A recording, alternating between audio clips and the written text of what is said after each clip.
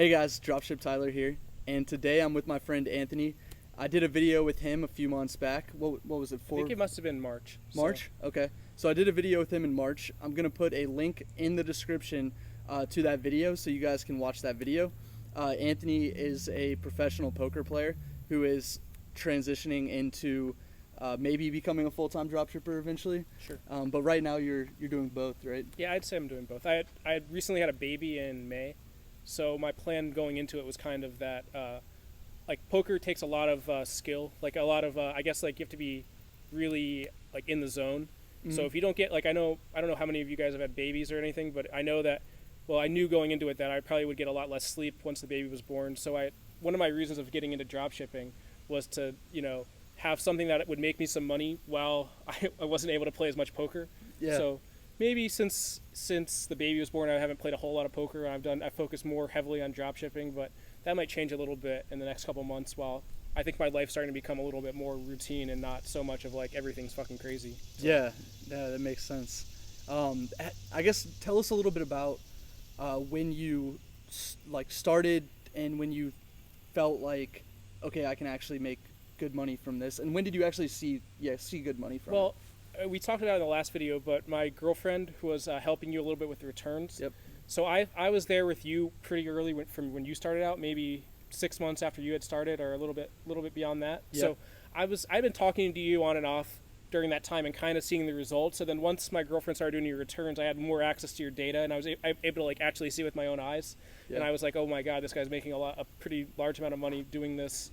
And I saw how you had it automated where my girlfriend was doing something that would have been a couple hours a day maybe for you, and she was taking that off your load. And then you had I knew I'd been talking to some of your other employees in the Skype chats and stuff, or at least see my girlfriend talking to them, mm-hmm. and realized that they were taking a lot of your load off. So I realized that you had developed for yourself somewhat of a passive income that was pretty substantial for something that you'd only put in maybe 6, 8, 9 months. So to me that got me interested, mm-hmm. at least to start getting my toes wet, I guess. And so yeah, I guess that's kind of like how I knew it would be successful, just because I thought to myself, if Tyler can do it, and I'm not saying anything about you, but I'm just a normal guy. That's what's crazy. Yeah. Tyler's pretty smart, but but I also just thought to myself, here's the steps. Tyler, you'd pretty much told me the steps of what to do. Yeah. And I thought, okay, I think I can do it. So. Yeah, and what's crazy, guys, is Anthony has the login to my accounts. So yeah, he was able to see everything I was doing, and that's because his girlfriend was helping me, Yeah, so I definitely snuck in there and took some liberties of looking at some of your numbers, but I was able to tell it wasn't BS. My first thought, the first few times you asked me about it, I was pretty skeptical. I guess you probably meet a lot of people that are pretty skeptical, but I was like asking a lot of questions, and usually when something's too good to be true, I would say it's just not the way it is. Yeah. So even for you, it was months of me asking you questions and me still being kind of resistant to the idea. Yeah, because I definitely tried to get you on board with it like almost right away. Yeah, before you really even had like that much success. Yeah, I was like, you're still working. And that's the thing is I tell a lot of people and a lot of friends that got into this, I was telling them about it right when I first started, and it was kind of like, all right, this is what I'm doing. I think this is how I can scale it and how big it can be. You should get in now before it's too late, right? And so.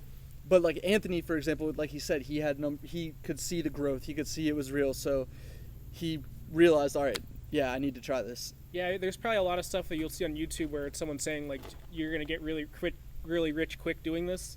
And with Tyler, like when he was still early on doing it, it's pretty easy for like someone to start something and then be really excited about it, and then for that success to drop off or something. So for me, like I was already making like enough money playing poker that I didn't need to do this. So for me, it was like if I want to take away time from poker, which is, you can definitely do this and have another job at the same time, but you're going to see a little bit of like cannibalism, or like you're going to take away a little bit of time from something else when you really set your mind to doing something and be successful at it. So for me, I was trying to decide in my head whether it was worth me spending less time on poker and more time on dropshipping. And that was a big decision for me. That if I was wrong, it would have cost me money.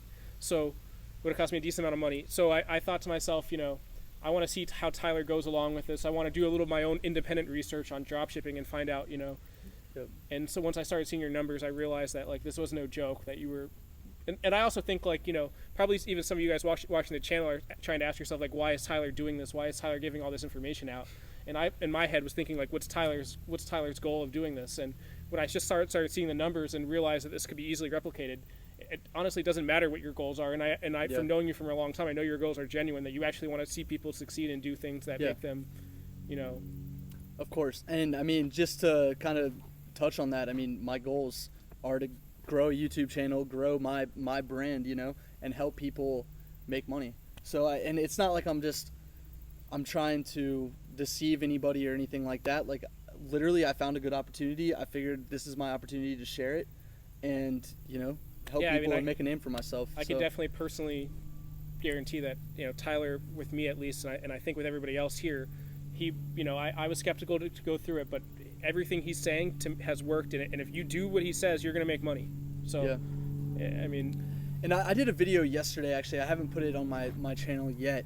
I don't know if I'm going to upload it before or after this one, but it was basically on how long it takes to make this a full-time income. Do you still think someone who starts today with kind of the decline in the sales on eBay, what kind of, I guess, hope would you give somebody who's just starting? Would you say, oh yeah, you can easily make $1,000, but it might be hard to make 10,000, or you know, kind of like, what's your take on everything? I just think that now it just requires a little bit more work than what we saw before eBay changed their algorithm. So, you know, you can look at people that maybe don't have like accounts that are that old or don't have the access to this data. You can look and actually see the actual date where eBay cut some accounts in half. So there's definitely stuff going on from eBay that makes it more difficult. But in April, I think I made, you know, like I made a certain amount of money, and I've made almost 3x that much since April, or since May actually. So it's definitely possible. It's just more difficult, and I expected to be making double what I'm making now at this point when I started. So I'm a little bit disappointed that I'm not making that amount. But what I would say though is that I still am making 3 times more than I was making in May when the algorithm change happened. So there are definitely ways you can do it. It's just a little bit more difficult now than it was before. But this is also like a really awesome job, something that you can, like, I don't think that you can't do this and have another job or something else going on and doing this on the side as you build it up. I think that's still possible now. I just think that, you know, you have to think about different strategies, think about it a little bit deeper. Some of the answers aren't known yet. There's not enough data to say like what some people think is provenly going to work. So in some ways you kind of have to be a little creative, and it's maybe not so much, you know, A to Z, do A, B, C, and D, and you're going to make $10,000. But I definitely think $10,000 is out there. I think $10,000 a month is possible. It's just going to take a little bit more work, maybe a little more creativity than I would say maybe if you're asking me this in March. Yeah, so. and I think it also takes a lot more items than it did before, just because of the decrease in search ranking. One of the things, though, that I've been kind of like telling people now, because you mentioned, you know, it's a good opportunity for a side hustle, build it up while you're working.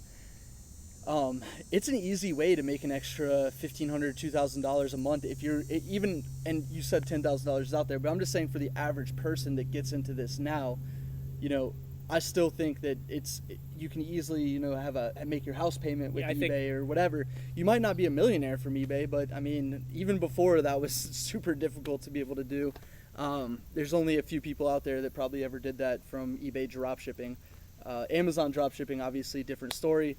But eBay dropshipping, you know, I still think it's easy to make a comfortable side hustle, or even if you're a teacher, for example, you can probably make a teacher's salary on eBay still. I think so. You know, but if you have a $100K a year job, you know, then this could just be a nice side hustle to add to that. Yeah, I mean, you can make your house payment, or if you want to, like, if you have some kind of luxury good you want to get, and you're thinking that it might be a little out of your budget, this is something that I think you know, I can't say the specific date of like a range date of how long it would take, but I think to make $1,000, $1,500 a month, I don't think that you need to be anything special, or you really need to put in any extreme amount of hard work.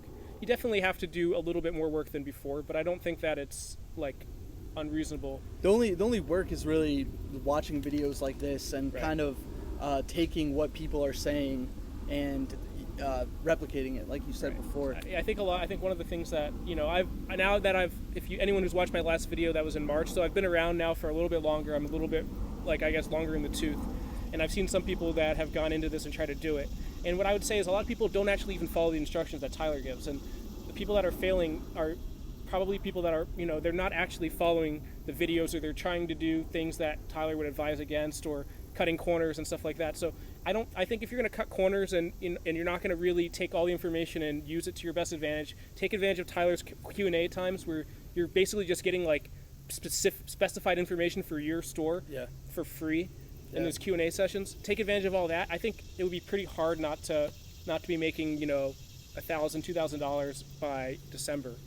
Yeah, I agree. How many people have you actually tried to help get into dropshipping? 4 or 5 people. And have all of them fallen off? Well, I know your sister. My sister. Well, all of them are still doing it. Mm-hmm. None of them have had the same rate of success that I have.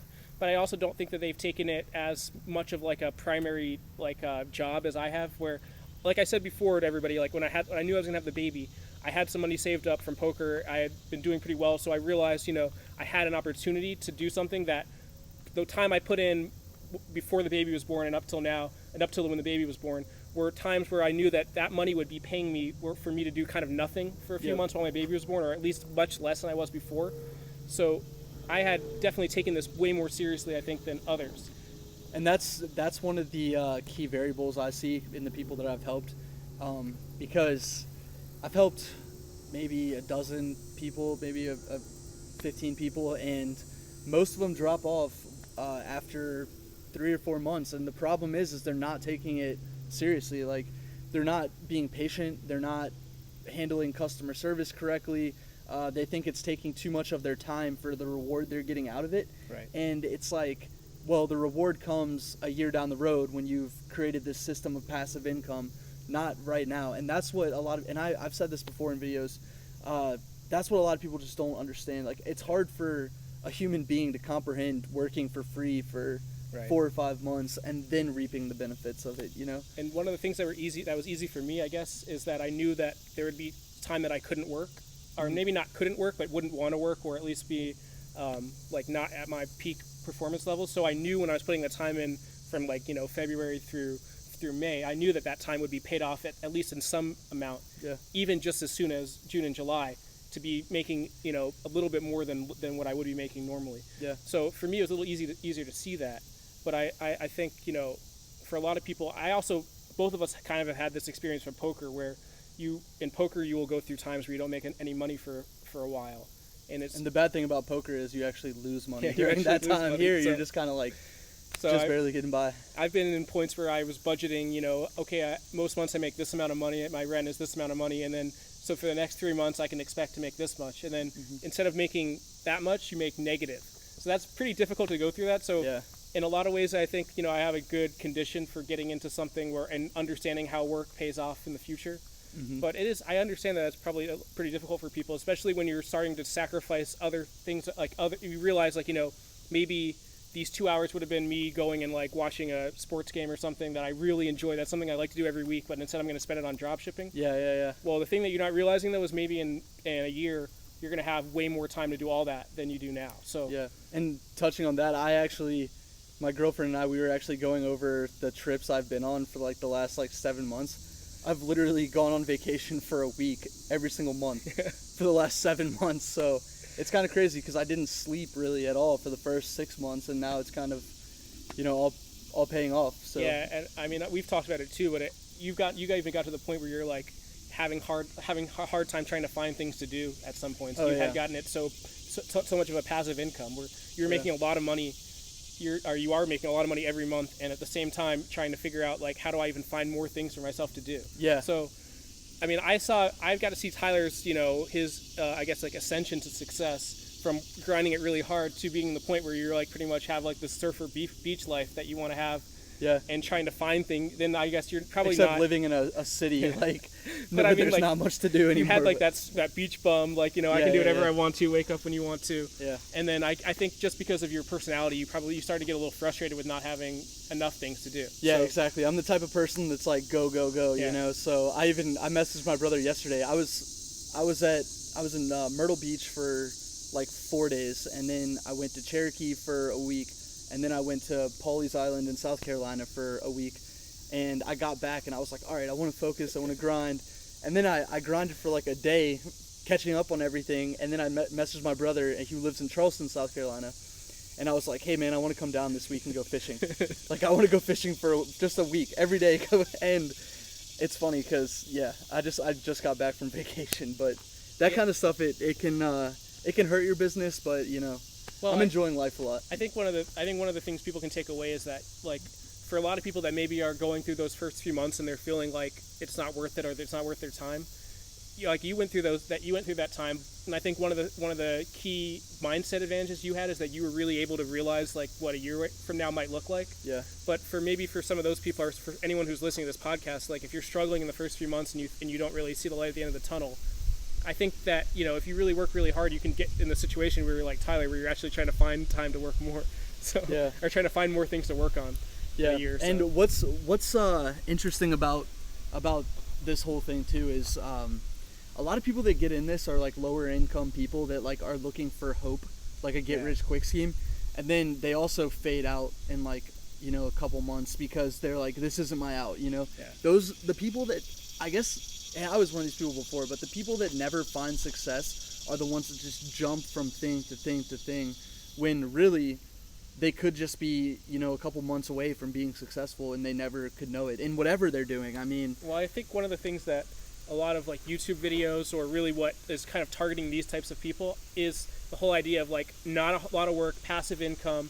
You don't have to do anything to make it happen. And the fact is, with this, I don't think you're going to lie to anybody here and say that this isn't really hard work the first few months. So, I've said that before. I mean, I didn't sleep for the first 6 months, so that's how I was able to make it a full-time income within that 6-month period. But. So I think when you talk about people that regardless of their social status or whatever, when you want to start something and build something for yourself, it's going to take hard work at the beginning. It's not going to be easy. And if you're the kind of person that thinks that like dropshipping is going to be something that you turn on, click a few buttons, and then you sit there and in 6 months you have a lot of money, or in 2 months you have a lot of money, it's not the case. It's a lot of hard work at the beginning. Yeah.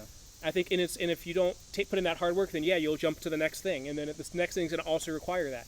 And I guarantee you, there's a lot of other things, not just dropshipping, you can do that you can make a lot of money at in a similar way. But it's all of those things. The one constant with everything is that it takes hard work. Yeah. Period. Yeah.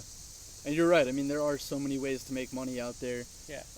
Even YouTube. We were just talking about this before. His sister is into yoga and is doing yoga videos on Facebook, whatever. And I was telling him, if she wanted to switch over to YouTube and make money from that eventually, she's basically working for free for a year before she has enough subscribers or views or whatever to get any sort of like clothing deal, affiliate deal, anything like that. So but again, it's just everything takes time, but eventually there is a light at the end of the tunnel for everything. Right. It's just the people that are the most dedicated are going to make it, and the ones that don't are just moving on to the next thing. Going to fail at that, move on to the next thing, fail at that, but yeah, I guess if you're a serial person going through like one thing to the next thing to the next thing, then you probably should look yourself in the mirror, because I can tell you for sure in dropshipping, if you're not successful in this, it's because you either decided you didn't want to do it for some reason. It might not necessarily be laziness, but for the most part, if you really want to be successful at dropshipping, you put your time in and you're not, then you're doing something wrong, because it's definitely, it's not even possible. If you put the hard work in, you will make money. Yeah. So if you're someone who's thinking about quitting 3 months, and you should look yourself in the mirror and not look at dropshipping, because if you're quitting because you have like family things or something like that, that is a valid excuse, I guess, then reasonable. But if you're quitting because you don't think you can do it, you can. Yeah. And you need to just I don't want to be lecturing by saying this, but it really is probably you. Yeah. So agreed. Let's switch topics real quick and go to some of the changes that eBay is happening. What changes have you heard about? Some of the changes I heard about is there's pretty much, I think they're punishing dropshippers as of April 20th to some extent, making it more difficult. There are ways you can get around that. So, or at least in my experience since then, I've seen the data on my biggest account. I saw the data and I just saw pretty much a 50% drop off in the graph. So anyone who is on eBay who has a decent sales data, at least that goes back before April 20th, just look at your sales, and if you saw on April 19th to April 20th, pretty much like your graph in traffic, so go to traffic and you'll see a traffic graph with it's a bar graph. And you'll see from April 19th to April 20th, you'll see it almost cut in half. Yeah. So if that's happened to your account, that account has been flagged by eBay. And in my opinion, that account is going to have a hard time going forward. So the advice I would give to people that have that is find out the metrics of that account, find out if that account is still profitable for you. In my case, that account is still making me money. So I have no reason to stop doing what I'm doing. but it's not making me as much money as before April 20th. So since that has happened, my new strategy has been to be adding accounts that have yet to be flagged by eBay. Yeah. And keeping so you're them just constantly building new Right. accounts, and you're starting with, when you do this, you're starting with 100 items. 100 items sometimes. Sometimes you get lucky and they'll give you 1,000 items. So it's kind of a luck of the draw. My point of view is have some accounts stewing. So every day, if you're thinking to yourself, what do I have to do today, and you have some extra time, make a new account. Try to list 100 items. Yeah. And then start looking at those accounts. Try to get those accounts up to 1,000 items. See how it goes from there.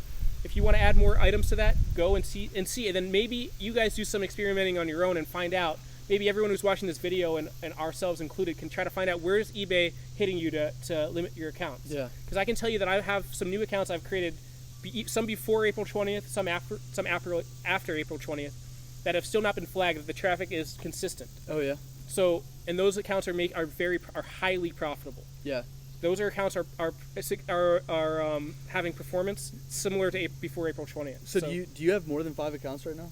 I have 5 accounts right now. You have 5 accounts right now. And I'm building more. So yeah, that's nice.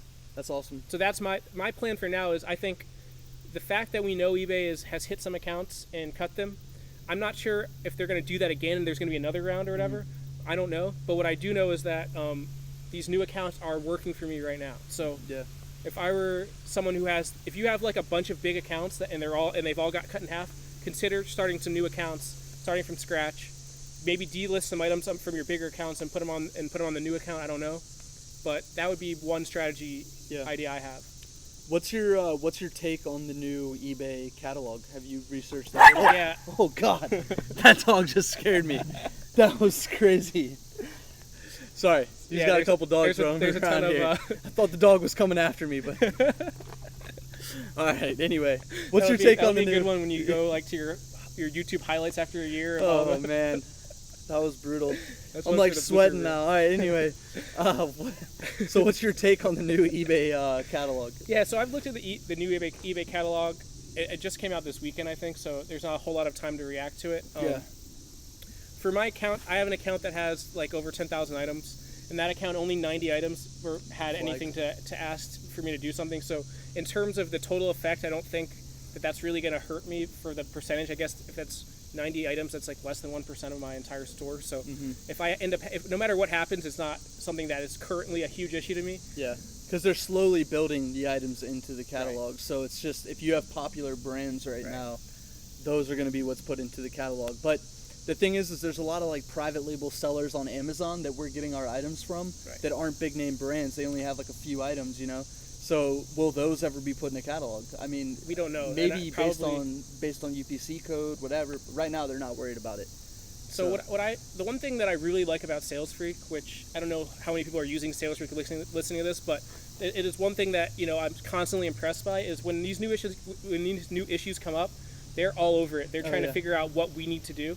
So when it comes to like when we were talking earlier about the traffic stuff, that's something that you kind of have to experiment on your own and figure out. And there's not enough data yet to really know what we need to do. But when it comes to stuff like this, like these eBay changes or even Amazon changes, SalesFreak, they figure it out. They go and figure out, they have an idea of what we need to do going forward. Yeah. And they're putting their resources into doing that. And to me, it kind of helps that, that's something that, it's on the back of my mind, but I also know it's on the front of their mind and they're going at it right now. Exactly. Yeah, every single time any one of these changes happen, you get in the WhatsApp support group. Which I recommend anyone who's getting involved in this heavily starts getting in there and ask questions, because even if you're not asking questions, you're still getting an idea of what's happening and what other people's issues are, and sometimes you get in front of an issue. Like sometimes there's something that someone else has, a problem that someone else has experienced. It comes up in the chat, a solution's given to the person by someone else in the chat, and when that thing happens to me 3 weeks later, I don't even have to figure out what to do. I already know. Yeah, so like an example of that would be the minimum order quantity. And this is actually brand new from yesterday. This just started happening.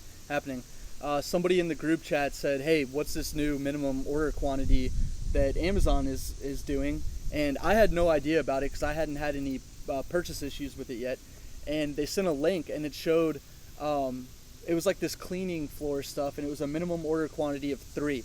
So now Amazon, they got rid of add-on items being shipped to different addresses than the rest of the order, and now they're also making you buy 3 of something or 2 of something rather than just 1 of it, because they don't want to ship out a $10 item they want you for to free. Yeah, they want your cart to be like $20 or whatever, you know, if you're gonna buy it.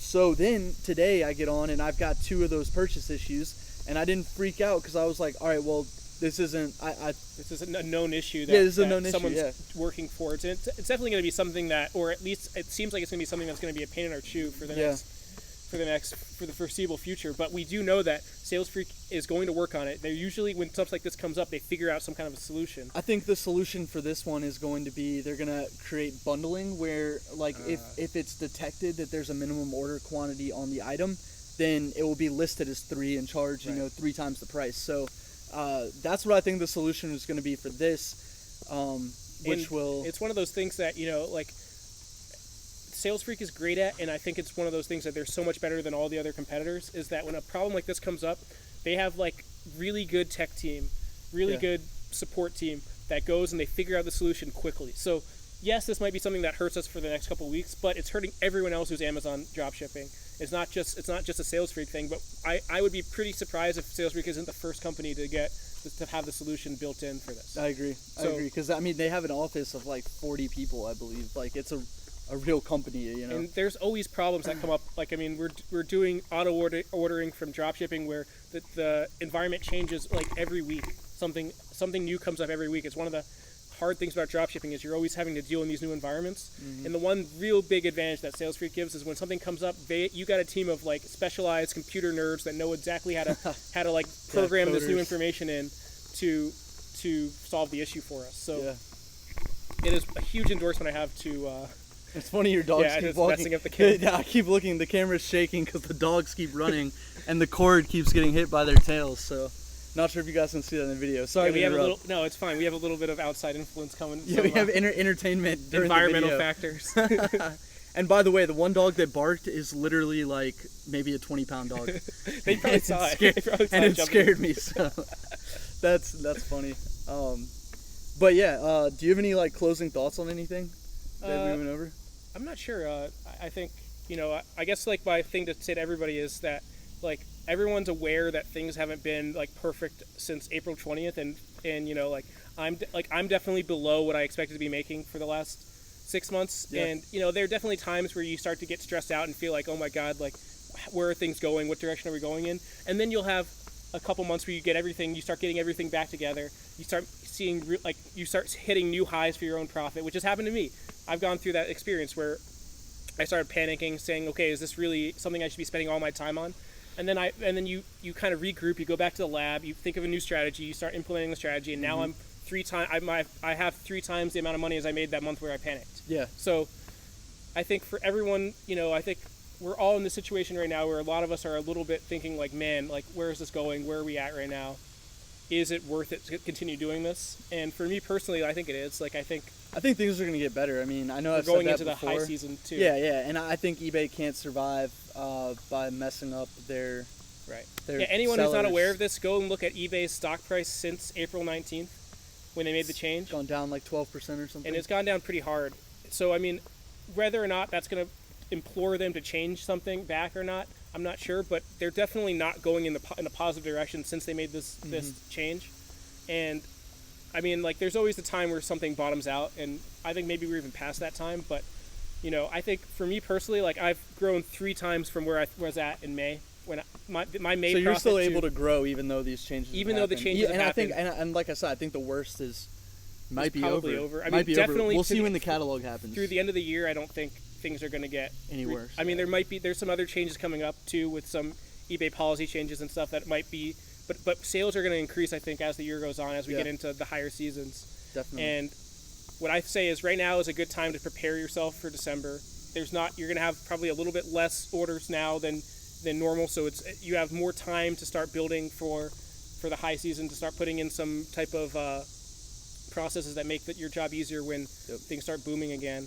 Yep. And even as things are, I went from X amount to 3X amount from May to August in profit. So you can still grow, and if you're not growing, you have to look at yourself and figure out, what am I doing with my strategy? What things can I do to make it better? Yeah.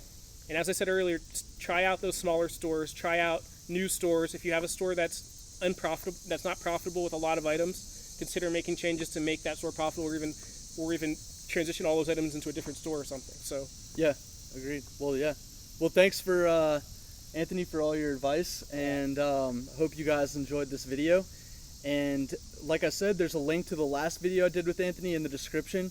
There's also a link to the SaleFreak software that Anthony and I both use to run our eBay businesses. But yeah, thanks for watching, and hope you guys enjoyed it. Hope you liked this video, and hope you subscribe. Thanks, guys.